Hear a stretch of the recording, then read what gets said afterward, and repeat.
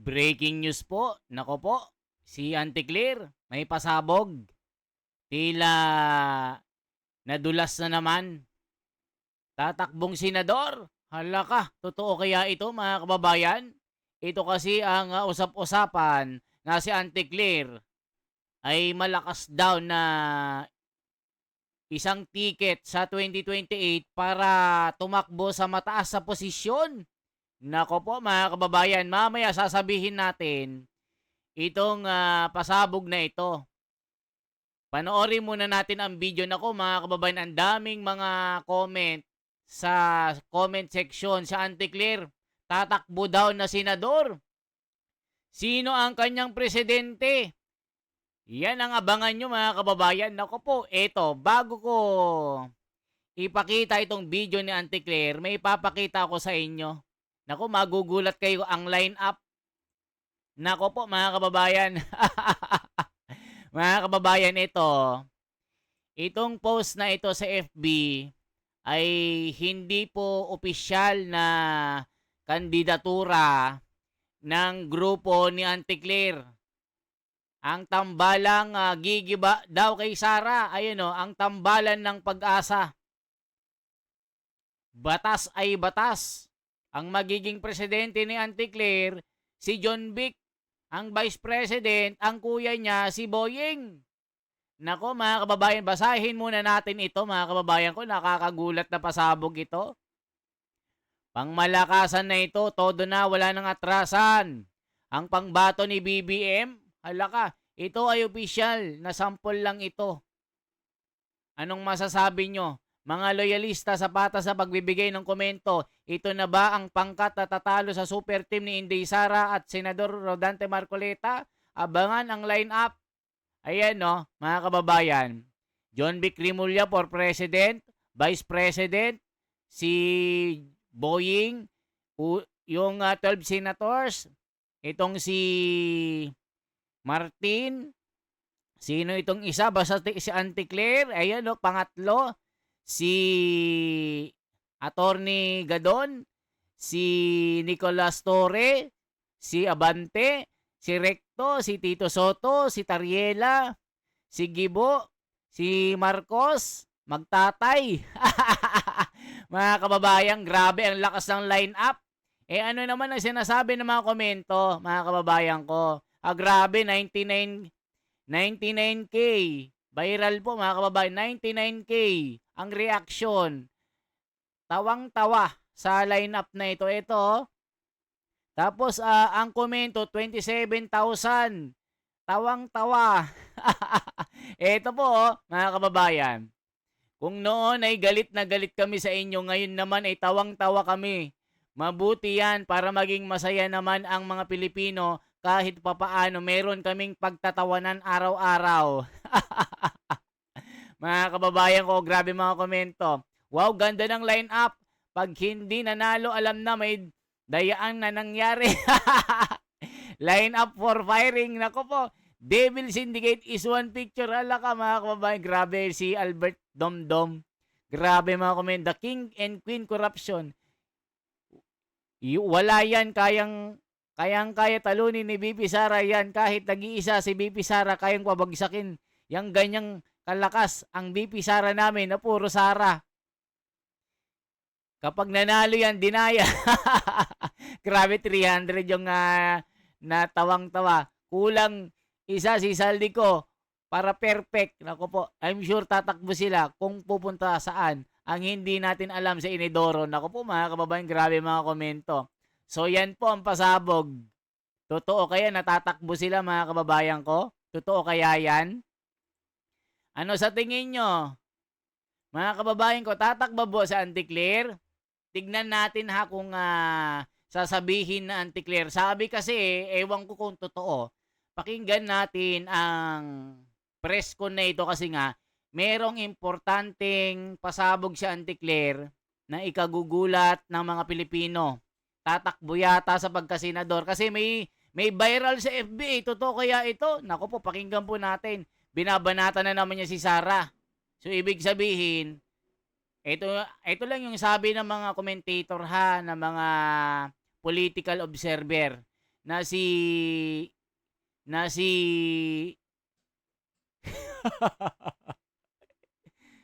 si Auntie Claire, malakas daw. Malakas na mananalo daw ito, sabi ng mga tangalista. Eto po mga kababayan.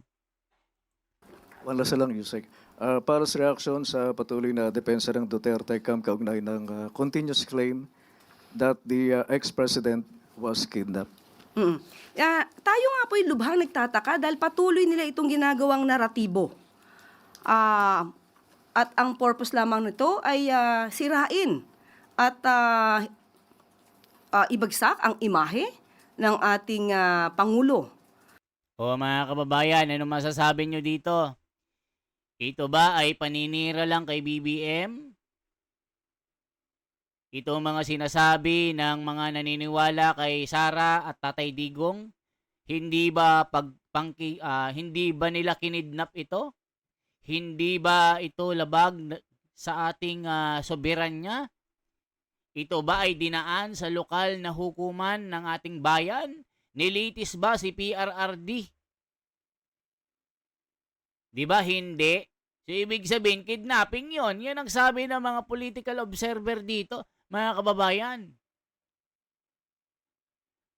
Sa lawak po ng usapin na diskurso kay Tatay Digong sa naganap na pagkulong sa ICC, hindi ba ito isang paglabag sa karapatang pantao ni Tatay Digong? Sinabi nga ni Tatay Digong tinatanggap ko na dito na lang ako mabulok sa bilangguan. Pero hindi ko tinatanggap ang batas ng ICC para kasuhan ako. Hindi ko nirerespeto ang batas na ito. O kita nyo mga kababayan, tuloy pa natin ito. Dahil mismo si dating Pangulong Duterte ang nagsabi na siya ay willing magpa-aresto kapag nandyan ang warrant of arrest. At ito nga po ay aking nakita sa isang news kung saan Philippines Duterte says he will accept arrest if ICC issues warrant. O mga kababayan, meron na naman siyang resibo. Philippines Duterte says he will accept arrest if ICC issues warrant. Ayan mga kababayan. Ang dami na naman niyang mga pasabog na resibo. Alaka, Auntie Claire, tatakbong senador. Nako po mga kababayan, ituloy pa natin ito. Ito ay may date na March 10, 2025 at itong salaysay na ito ay nakuha pa nung siya ay nasa Hong Kong. So alam niya na magkakaroon ng pagsisilbi ng warrant of arrest. At ito pa ang sinabi niya, and I quote, assuming it's, referring to warrant, assuming it's true, why did I do it? For myself, for my family, for you and your children, and for our nation. If it is truly my fate in life, it's okay. I will accept it. They can arrest me, imprison me. He was not scared of the ICC and told it to hurry up on its investigation. So, papaano nilang masasabing may kidnapping kung mismo ang dating Pangulong Duterte ay handang magpaaresto kapag ang warrant of arrest ng ICC ay nandyan na? Alam niyo si Auntie Claire, hindi ko alam kung abogado ba ito o o vlogger. Kasi abogado siya mga kababayan pero ang isip niya baluktot. Yan ang sabi ni Pedro ng Bartolome ng Tarlac. Dating tangalista ngayon hindi na nagsisisi na. Nasa katwiran na parang Marcoleta. Kita nyo mga kababayan, hindi daw kinidnap si Tatay Digong. Alam daw ni Tatay Digong na mangyayari sa kanya itong paghuli ng ICC. Nako mga kababayan ko, tatakbong senador ito. Mga kababayan, ito pa. Salamat po, Yusek. Susunod pong magtatanong, Ivy Reyes, Bilyonaryo. Hi, Isa. Good morning. Political scientist Antonio Contreras said that if the elections were held today, a Lenny presidency endorsed by PBBM could defeat Vice President Sara Duterte. Any reaction from the palace po? And is there Wow. anything on the table yet? So ang Ano daw mga kababayan, anong sabi ng reporter? Kung sakali daw BBM and Leni Robredo ay malakas daw na tandeman o tambalan ng 2028 para talunin si Sara, nananaginip kayo?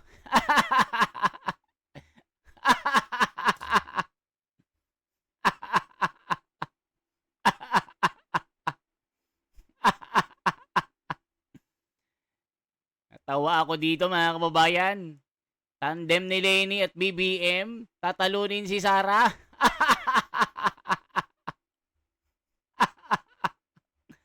Grabe, nababaliw na ba kayo?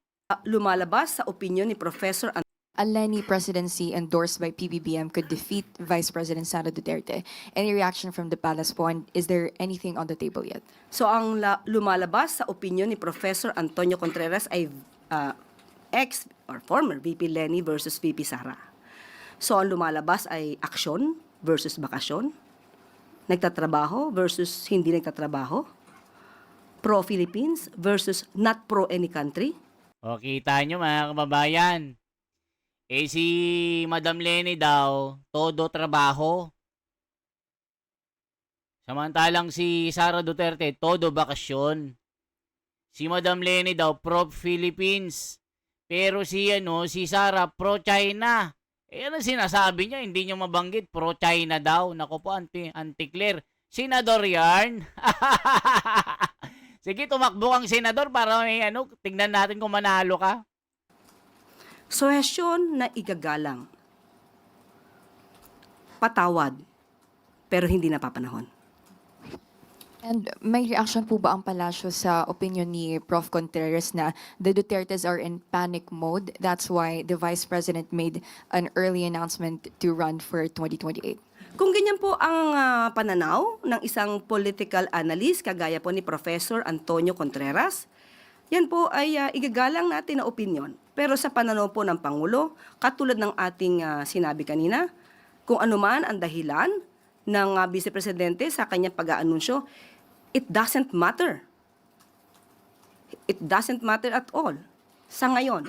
Dahil hindi po yan ang focus ng Pangulo. Ang focus ng Pangulo, magtrabaho, hindi para mangampanya at i-promote lamang ang sarili para sa susunod na eleksyon.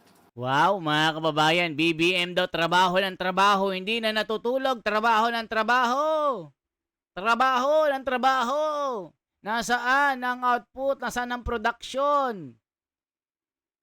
Eh yung classroom, 22 lang nangyari. Mga kababayan, 22 lang ang natapos. Yun ba nagtatrabaho? Sabi ng mga commentator sa baba. Iba kasi yung yung nagtatrabaho lang na petics. Tuloy pa natin na iyak yung mga tangalista sa akin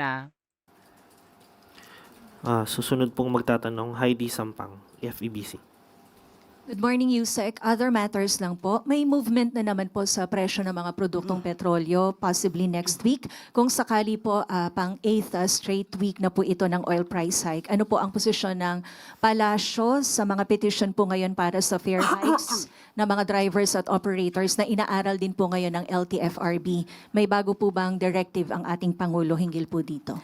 Opo, nakausap din po mismo natin ang pamunuan po ng LTFRB, si Chairman at Attorney Vigor Mendoza, pati po si DOTR Secretary Banoy Lopez.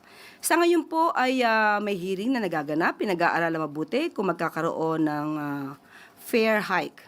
At ayon naman din po sa LTFRB, ang patungkol po sa hinihiling ng mga jeepney operators and drivers, mukhang hindi pa po napapanahon, premature, dahil po meron pong provisional fare increase sa halagang 1 peso at ayon sa kanilang computation, itong provisional grant na ito na fare hike na 1 peso ay nako-cover pa po ang fuel cost para sa jeepneys. Ayan mga kababayan, 8 straight na pagtataas ng presyo hindi na mapigil, mga kababayan. Tuloy-tuloy ang pagbagsak ng ekonomiya. Pataas ang mga pangunahing bilihin. Bawang, kamatis, sibuyas, luya, ang tataas na. Bigas, pataas. Yung 20 pesos sa bigas, nasaan na? Hanggang ngayon, nananaginip pa rin tayo na magkaroon ng 20 pesos sa bigas. Yari. Ito pa mga kababayan. Ito na yung lineup ni Manang Lenny. Kita nyo, grabing lineup mga kababayan ko. Grabing lineup ito mga kababayan ko. Nakakagulat. Grabing lineup mga kababayan ho. Ayan ang lineup ni Manang Lenny. Manang Lenny ni Auntie Claire. Ang presidente si Junbic. Ang vice president si Boying. Yung first senator si Martin. Si Luistro.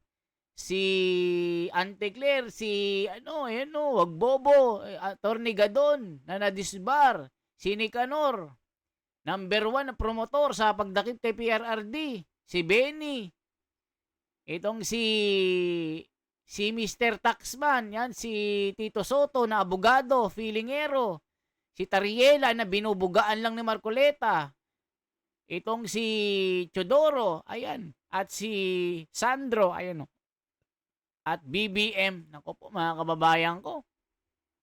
Matatawa kayo sa mga komento dito. Ayan ang mga komento Mga kababayan. Tignan yung mga komento ha. Nako, yari ang mga komento. Natatawa na. Ayan Pag natalo daw ito, daya. Buti na lang kung manalo kahit isa. Nako po, kilala ko lahat to. Maiiwasan nga sa 2028. Baka super bawang, hindi super team. Panalo diretso Inidoro. Irene Luna lumantaw. Corix Perez, Spotlight. Malamang panalo yan. BBM ang ticket line. Ayan, tawang-tawa. Magandang laban to sa 2028. Tignan natin kung may boboto sa inyo. Ang galing lahat ng tatakbo sa 2028 election. Puro mga na rap ko. Sana all. Grabe mga komento, tawang-tawa. Sabi ni Bergo Miro, ganda ng line-up, super team, super lakas, sana all.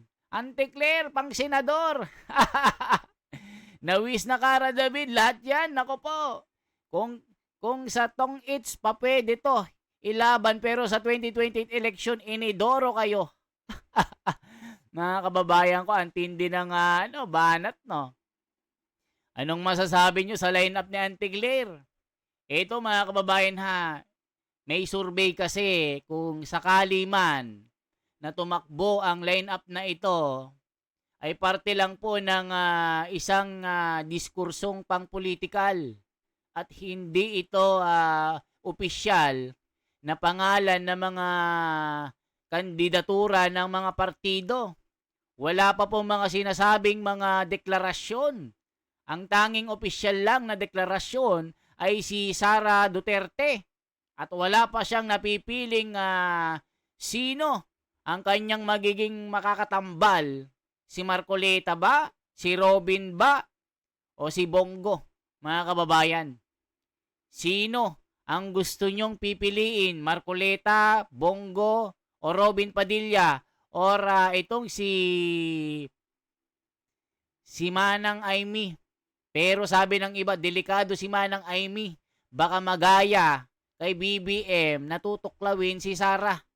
Yan po ang mga pasabog na komento ng mga political analyst, political observer na nakakabasa po ng linyahan ng mga politiko. Na akala mo ito na pero tutuklawin ka sa huli. Di ba mga kababayan, isang lason na parang kagat ng ahas na walang lunas. Di ba? Yan lamang po ang ating bahagi mga kababayan. This is the Wonders Philippines for transparency, for a better democracy. Anong masasabi nyo, Auntie Claire, kung sakaling tatakbong senador? Mananalo ba ito? At ang kanyang presidente, si John Vic, ang kanyang vice president, si Boeing, mga kababayan. Mag-comment po kayo at shoutout po sa inyong lahat.